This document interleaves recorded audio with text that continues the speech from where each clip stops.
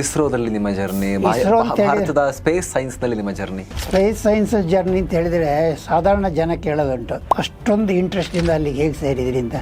ನನ್ನ ಕೇಳಿದ್ರೆ ಆಸಕ್ತಿಯಿಂದ ಸೇರಿರೋದಲ್ಲ, ಅಕಸ್ಮಾತಾಗಿ ಸೇರಿದ್ದು. 1968ರಲ್ಲಿ ನವೆಂಬರ್ನಲ್ಲಿ ಯಾರೋ ನಮ್ಮ ಸ್ನೇಹಿತರು, ನಾವೊಂದು 10-12 ಜನ ಇದ್ರು, ಎಲ್ಲ ಈ ಪೋಸ್ಟ್ ಗ್ರಾಜುಯೇಷನ್ ಮಾಡೋರು, ಎಲ್ಲಿ IIT ಮಡ್ರಾಸ್ನಲ್ಲಿ. ಯಾರೋ ಬಂದು ಹೇಳಿದ್ರೆ ಈ ತರ ಒಂದು ಬಾಹ್ಯಾಕಾಶ ಸಂಸ್ಥೆಯಿಂದ ಬಂದಿದೆ, ಅಷ್ಟೇ ಕಂಡು ಬಿಡ್ತಾ ಇತ್ತು ಇಸ್ರೋ ಅಲ್ಲ. 1969ರಲ್ಲಿ ಇದೆ.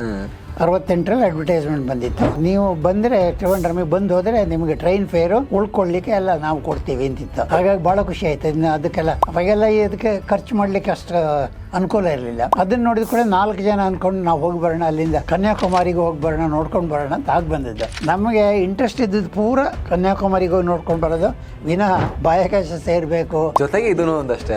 ಹಾಗಾಗಿ ಇಂಟರ್ವ್ಯೂ ಎಲ್ಲ ಒಂಥರ ಸುಲಭವಾಗಿ ಆಯ್ತು, ಯಾಕಂದ್ರೆ ಏನು ಭಯ ಇರಲಿಲ್ಲ, ಪ್ರೆಷರ್ ಇರಲಿಲ್ಲ, ಸಿಗದೇ ಇದ್ರೆ ತೊಂದರೆ ಇಲ್ಲ, ಬೆಂಗಳೂರಲ್ಲಿ ಸೇರ್ಕೊಳ್ಬೇಕು ಅಂತಿತ್ತು. ಆಯಿತು, ಬಂದು ಎಲ್ಲ ಮುಗಿಸಿ ಈ ಮಾರ್ಚ್ನಲ್ಲಿ ನಮ್ಮ 4 ಜನರಲ್ಲಿ ಇಬ್ಬರಿಗೆ ಅಲ್ಲಿ ಒಂದು ಅಡ್ಮಿಷನ್ ಸಿಕ್ತು. ಅವಾಗಲೂ ನಾವು ಸೇರ್ಕೊಳ್ಬೇಕು ಮಾಡಬೇಕು ಅಂತ ಏನೊಂದು ಆಸಕ್ತಿ ಇರಲಿಲ್ಲ. ಕೊನೆಗೆ ಎಲ್ಲೂ ಏನು ಕೆಲಸ ಇಲ್ಲ, ಸರ್ಕಾರದ ಕೆಲಸ ಸಿಗೋದು ಭಾಳ ಒಂದು ಕಷ್ಟ. ಅವಾಗ ಸರಿ ಅಂತ ಹೋಗಿ ಸೇರ್ಕೊಂಡು ಆಕ್ಚುಲಿ. ಫುಲ್ ವಿಡಿಯೋಗಾಗಿ ರಿಲೇಟೆಡ್ ಲಿಂಕ್ ಕ್ಲಿಕ್ ಮಾಡಿ.